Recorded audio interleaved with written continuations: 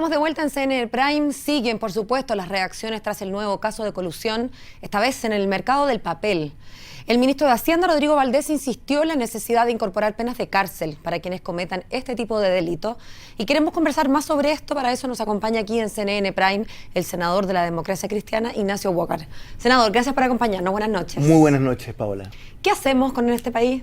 Cada día nos enteramos de otro numerito. Lo que tenemos que hacer es dos cosas. Uno, que las instituciones funcionen, y este es un ejemplo, Paola, de cómo las instituciones funcionan.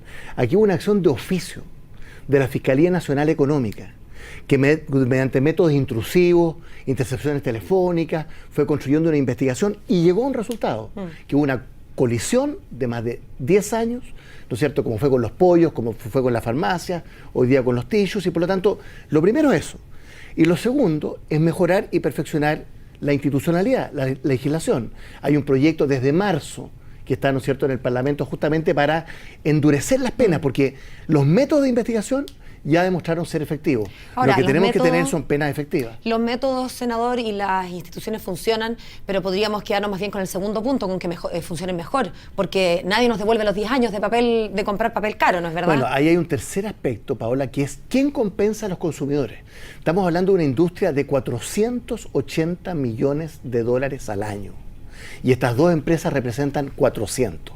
Salque usted un margen de utilidad razonable y vemos, ¿no es cierto?, cómo hay dos empresas que se han enriquecido a costa, ¿no es cierto?, de burlar a los consumidores, porque eso es una colisión. O sea, en vez de competir las dos empresas, nos ponemos de acuerdo, ¿no es cierto?, en los precios durante más de 10 años. Entonces, hay un tercer aspecto que es cómo y quién, ¿no es cierto?, y en qué monto se compensa a los consumidores. ¿Y cuándo? Porque esto va a requerir de una acción colectiva probablemente que interponga el CERNAC u otro ente que junte consumidores y que se va a demorar su buen poco. Bueno, ese es un cuarto aspecto, si usted me permite, porque el CERNAC lo estamos modificando completamente. Y yo quiero felicitar al director que ha hecho un tremendo trabajo. Lo aprobamos hace 2 meses, la nueva legislación en materia de CERNAC en el Senado, entiendo que está en la Cámara de Diputados, y por lo tanto vamos a tener un CERNAC que tiene facultades normativas, hoy día no las tiene, fiscalizadora, hoy día CERNAC no puede fiscalizar, aunque parezca increíble, ¿no? Llama mediación, así sí, como claro, para pedir por favor que cumplan con la ley. Normativa, fiscalizadora, dotarlos de una planta permanente, ¿no es cierto?, para que pueda cumplir con su función. Entonces, yo lo único que quiero decir, con toda la gravedad, porque esto ha sido una bofetada a la libre competencia, pero también una bofetada a la fe pública, ¿no es cierto? Y por lo tanto, necesitamos instituciones robustas. Ya tenemos la Fiscalía Nacional Económica, tenemos que fortalecer el CERNAC, endurecer las penas, y ese es el tipo de reacción, ¿no es cierto?, además de toda la indignación que esto produce en la ciudadanía, que permite enfrentar y precaver hacia el futuro con un efecto disuasivo a este tema privativos de libertad. ¿Y usted está de acuerdo con el ministro? Absolutamente, absolutamente. El gran mérito de las penas privativas de libertad es que a pesar de que vaya a haber atenuantes, etcétera, tiene un efecto disuasivo. Cuando uno está arriesgando, ¿no es cierto?, su propia libertad con infracciones que tienen una pena privativa de libertad, el solo hecho de existir tiene un efecto disuasivo. Dan menos ganas de hacer trampa. Senador, usted decía que es una bofetada. ¿Fue también una bofetada que recibiera Eleodoro Mate a la presidenta el pasado 8 de octubre, se sacaran fotos y después... La papelera, y por lo tanto supongo que Eleodoro Mate, yo no quiero personalizar en nadie, sabe esto desde marzo, ¿no es cierto?, la acción de la Fiscalía Nacional Económica. Yo tengo mucho respeto por el Centro de Estudios Públicos, que ha cumplido una función muy importante en el país. Cuya cabeza es precisamente... Bueno, claro, pero esto fue hace 2 semanas. ¿Se fija? Entonces uno no puede exponer, arriesgar a la Presidenta de la República. Pero la expuso. Por supuesto, que tuvo la tremenda voluntad de ir, de asistir. Todas las personas que salieron de esa reunión valoraron, ¿no es cierto?, lo que esto fue, pero evidentemente que esto fue exponerla imprudentemente, y eso no se hace. Decía el diputado Lorenzini de su partido que estar ahí, sacarse las fotos con la presidenta es mostrar un empate para amortiguar el impacto. ¿Qué le parecen esas declaraciones? Mire, yo creo que esto de andar buscando empates no tiene mucho sentido. Aquí hay que asumir, aquí hay que dejarse interpelar. ¿Quiénes?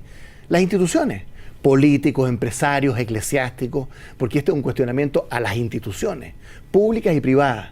¿No? Hay una crisis de confianza, de credibilidad, que es el fondo del tema. Yo soy presidente de la Comisión de Probidad y Transparencia. Paola, estamos legislando en 18 proyectos de ley sobre 3 temas. Ética de los negocios, vaya que esto es ética de los negocios. Límite entre lo público y lo privado, ¿no es cierto? Una muralla china entre lo público y lo privado, y el tema de la relación entre el dinero y la política, financiamiento de las campañas de los partidos. Llevamos 3-4 meses en estos proyectos de ley, estamos terminando el de financiamiento de las campañas de los partidos. ¿Qué le quiero decir?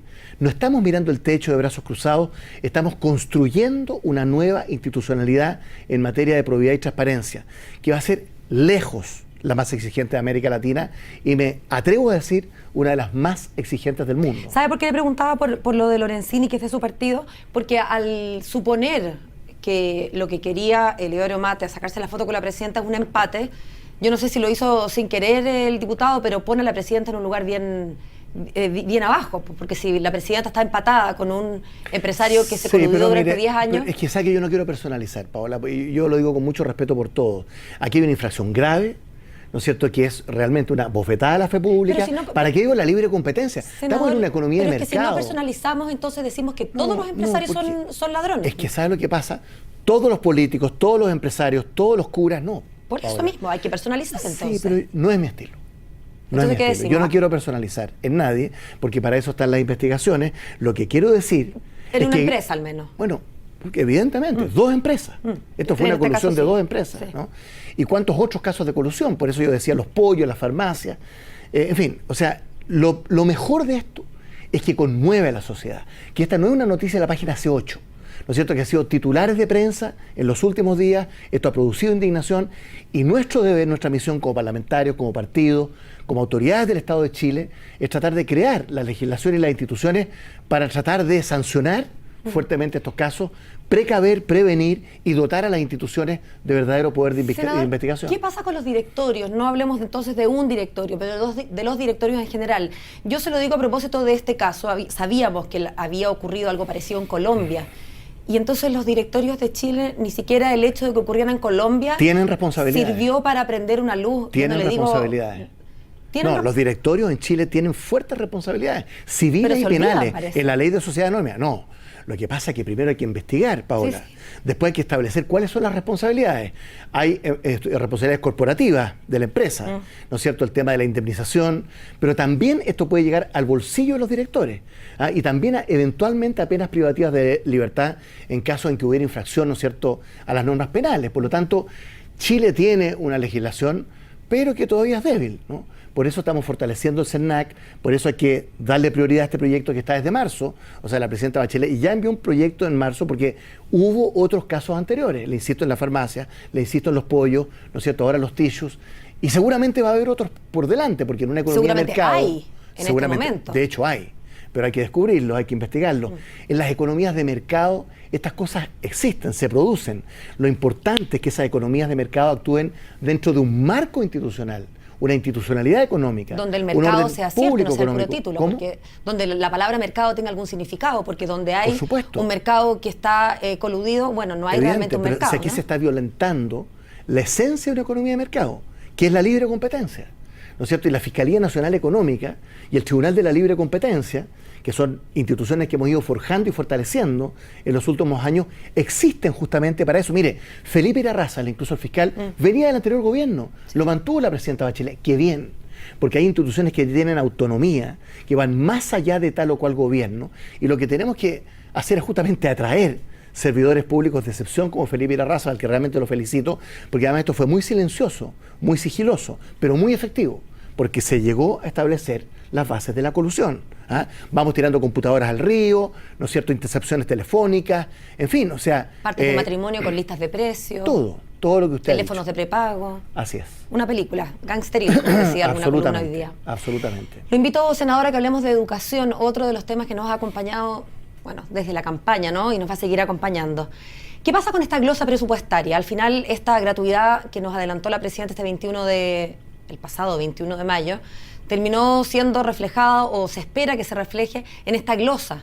Pero el tema de la glosa tiene algunos problemillas, parece, no solamente conceptuales, sino que derechamente constitucionales. La partida y la glosa presupuestaria, la partida son los montos, la glosa 05 es la descripción, son 4 páginas de cómo se gastan esos montos, estamos hablando de unos 250 millones de dólares, es una mala idea. Se lo digo derechamente. Leí hoy día la entrevista, ¿no es cierto?, de Ricardo Rincón, jefe de la bancada de los diputados de la Democracia Cristiana, que dice, aquí no están nuestros votos. ¿Por qué es una mala idea? Porque discrimina entre alumnos vulnerables Y nosotros los demócratas cristianos no queremos, Paola, que haya alumnos vulnerables de primera categoría, que son los que están en el Consejo Rectores, y alumnos vulnerables de segunda categoría. Perdón, y hoy se habla de la posibilidad de otra discriminación, que sería entonces la de, ya no el Consejo de Rectores, sino incluso las estatales versus las privadas. Sería una doble discriminación arbitraria. Imagínense que además dentro del Consejo de Rectores, que son 25 instituciones, 9 privadas, 16 estatales, además lo dejáramos solamente para las estatales. Mire, yo represento Quillota, Petorca, Aconcagua, la quinta región interior. Los alumnos, los jóvenes con que yo frecuento, no estudian en la Universidad de Chile o en la Universidad Católica. Están en un centro de formación técnica, en el instituto profesional, en una universidad que no está en el Consejo de Rectores, y esas personas, por ejemplo, INACAP, que tiene 123.000 alumnos, están quedando fuera de este beneficio. Nosotros con Andrés Saldívar, el senador, José Pablo Arellano, ex ministro de Educación, hace un mes y medio le entregamos un documento de 4 páginas, nunca lo hemos publicado, ¿no es cierto?, a la ministra de Educación, Adriana del Piano, proponiéndole perfeccionar el sistema de becas. Hoy día hay 650... ¿Y esa sería la manera, senador? Porque si no se va a hacer este año, o sea, el próximo, si no se va a hacer... por un año, Paola, esto es un presupuesto de un año. Si en 2016 no se va a hacer con platas permanentes, eso ya está claro. Si es que no prospera la idea de la glosa, la tercera vía, que es la vía que ustedes proponen, es la de las becas. Pero déjeme decirle una cosa. ¿Pero a los estudiantes no les gustan las becas? No, les gusta. Hay 330.000 estudiantes que reciben beca, no crédito. O sea, no es reembolsable, por favor. 330.000 de los 650.000 que reciben beca y o crédito, reciben beca. Entonces, ¿qué decíamos nosotros con Saldívar y Arellano? Mire, muchas de estas becas alcanzan al arancel de referencia. Respecto de los sectores de menores recursos, los deciles de más bajos ingresos, suplementémosle hasta el costo efectivo por el monto que alcanza, 250 millones de dólares, ok, ese es el monto que nos da Hacienda. ¿Y cómo lo recibió la ministra del Piano? Bueno, ella es muy atenta, ¿no es cierto?, de espíritu muy abierta, pero ¿cómo lo recibió? No nos dio la hora, esa es la verdad. ¿Ah? Y se insistió por parte del gobierno en una mala idea, que es resolver un cambio de paradigma a través de una glosa y partida presupuestaria, que es por un año. Es que si es por un año no es un cambio de paradigma. Bueno, esa es la contradicción, pues. Pero el documento, el borrador, la minuta... Entonces, ¿no será la mala idea haber anunciado que se adelantaba esto? ¿No habrá sido la madre de todas las malas ideas adelantarlo en el 21 Paola, de mayo? Eso es otro error. Pareciera que vamos a empezar con gratuidad, pero si ya empezamos hace 5 o 10 años, las becas que se han ido perfeccionando, que son no reembolsables, son un aspecto de la gratuidad. Sí, pero la gratuidad, como estaba conversada y exhibida para este programa, para este gobierno y para este programa, no es la gratuidad con que se empezó hace 5 años, es una gratuidad nueva que tiene un concepto, sentido y alcance completamente diverso. Pero mire, las familias que nos están escuchando, Paola, ¿qué es lo que quieren? No tener una mochila de endeudamiento, por eso le insisto en las becas, que no son reembolsables. ¿Ah? ¿Y cuál es la ventaja de las becas y los créditos? Acuérdense que los créditos hoy día son 2% de tasa de interés. Se paga cuando uno tenga trabajo, no más del 10% del ingreso. ¿Ah? Entonces, muchos jóvenes hoy día, hay 1.150.000 jóvenes que están en la educación superior, 650.000, el 60% de eso, recibe una beca y o crédito. Entonces, usemos lo que existe, lo que conocemos, en vez de un salto al vacío respecto de algo que además que no hemos hablado, que es muy difícil de implementar. Todos los rectores, usted los ha visto, primero les baja los ingresos. Lo ha dicho el padre Fernando Montes con mucha claridad. ¿Por qué? Porque el arancel regulado que se propone es un promedio, más un 20%. O sea, hay universidades que van a salir, o institutos profesionales, o centros de formación técnica, para atrás, porque van a tener un promedio que muchas veces va a ser menos de los ingresos que planifican, ¿no es cierto?, de un año a otro. Los alumnos se empiezan a inscribir ahora en noviembre, y las universidades no saben los montos. Yo espero que el gobierno, mi gobierno, recapacite, que impere el sentido común. ¿Hay tiempo para real. eso? Siempre hay tiempo, como dice una canción de Cecilia Chenique. No, siempre hay.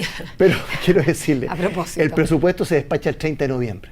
Entonces parece que no siempre hay tiempo. Entonces. No, pues tenemos todo el mes de noviembre. Pero ¿y cómo no hay nada más que hacer? No, pero si el gran punto de discusión en el presupuesto, Paola, es el tema de la gratuidad y los hospitales. Porque a nosotros nos están dejando sin el hospital de Quillota Petorca. ¿Ah? ¿Y para qué digo el de Mariama? Sí, en mi circunscripción, que estaba asignado y adjudicado por concesiones el 10 de marzo del año pasado. Y no es el único que se está son como fuera. 6, 7, 8 que están. ¿Y qué se hace? ¿Se multiplican los peces, los panes? ¿Cómo lo hacemos? ¿Quiénes dan la cara en las circunscripciones? Nosotros los parlamentarios. Y quedamos pésimos. Porque son compromisos del gobierno. Se fija, el tema Quillota Petorca fue anunciado por el ministro de Obras Públicas, que ha hecho una tremenda labor, la ministra de Salud, Carmen Castillo, en marzo en la Plaza de Quillota. Paola, ellos anuncian, pero ustedes quedan mal. ¿Con qué cara yo voy a Quillota Petorca a decir, mire, nos dejaron para el 2017? Bueno, va a salir, estamos conversando. ¿Va a salir? Sí, va a haber una mayor gradualidad porque tenemos restricción presupuestaria. ¿No es cierto? Todos somos realistas, somos personas sensatas, comprensivas, pero los compromisos se cumplen. Por lo tanto, gratuidad 2016 y construcción de hospitales son dos compromisos que hay que cumplir. Usted me lo dio en bandeja porque me dice somos realistas, sabemos que no hay plata, todos somos sensatos, los compromisos se cumplen. ¿Qué pasa con el registro civil? Hay compromisos y si es que los hay, se están cumpliendo. Y sobre todo, senador, quisiera enfocar esta pregunta desde el punto de vista de la ciudadanía, porque creo que a esta altura, día 33, a los ciudadanos les va importando cada vez menos si es que tiene razón Nelly Díaz, para personificarlo, si tiene razón Javiera Blanco, o si tuvo razón en su momento José Antonio Gómez, que no tenemos muy claro qué fue lo que prometió, pero ya no importa tanto eso, más bien creo que importa que nosotros los ciudadanos pagamos impuestos para que el Estado nos dé ciertos servicios, entre ellos este, y el Estado, personificado en este caso en sus autoridades, no nos está cumpliendo y nosotros sí cumplimos. Bueno, 30 y tantos días de paro en el registro civil, y lo digo con todo respeto por los trabajadores del registro civil, los conozco bastante en mi región, es no una bofetada contra el gobierno, Paola, es contra la gente de a pie. El certificado de nacimiento, de función, para efectos laborales, ¿no es cierto? En fin, ¿a quién afecta? A miles de personas que tienen que hacer. El registro civil tiene mucho prestigio en Chile, es una gran institución, pero uno no puede negociar o conversar con la pistola en el pecho. Este es un paro ilegal, a diferencia de una huelga, ¿no es cierto?, que es legal. Por lo tanto, el gobierno, las autoridades, la ministra de Justicia, el ministro de Hacienda, como decía el ministro Burgos el otro día, no pueden soltar la billetera porque ahora viene todo el reajuste del sector público. Usted veía, ¿no es cierto?, las declaraciones de Raúl de la Puente. Toda una negociación con el sector público que son cientos de millones de dólares. Senador, yo entiendo perfectamente todo eso, un poco el símil como que uno no negocia con terroristas cuando está la persona secuestrada. No, yo no he hablado de terrorismo, por haciendo favor. el símil con que no se negocia, en el sentido, como en las películas. Sí, pero por supuesto, es muy distinto. Por supuesto que no son terroristas, pero tienen secuestrado un servicio, si es que sirve la figura. Pero al final del día, senador, nosotros les pagamos los impuestos al Estado, no se los pagamos al registro civil, el que tiene que respondernos es el Estado. El Estado tendrá que ver cómo se las arregla. Usted tiene razón, no se puede negociar y dar la mano a torcer porque es un mal indicador y es un mal precedente, se me tiran todos encima, todo el mundo quiere plata, pero esos son problemas de ustedes del Estado, digo, no de nosotros. A mí solucionen el tema y quiero registro civil. Le digo una cosa, Paola, el Estado, el gobierno, las autoridades, los ministros, hay momentos en que tienen que ponerse firmes. Puede ser impopular incluso lo que digo respecto a los trabajadores del registro civil. Tienen que ponerse firmes, porque la autoridad está para hacerse respetar. Este ha sido un gobierno ultra dialogante. Usted ha visto en todos los ámbitos, en todos los sectores, imagínense la participación ciudadana, los diálogos que ha habido en el sector público, han sido permanentes. Entonces, no puede tampoco el gobierno, ¿no es cierto?, bajar la cabeza, entregar la billetera después de 30 y tantos días de paro, porque sería un muy mal precedente, como usted lo insinúa. Entonces, yo creo que el gobierno ha hecho bien.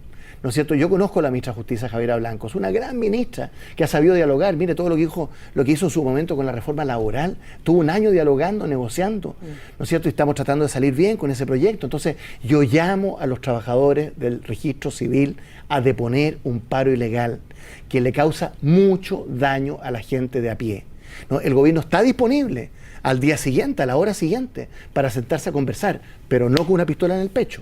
Eso no se hace. Bien, senador, muchas gracias por acompañarnos. Encantado. Buenas noches, Paola. Gracias a usted.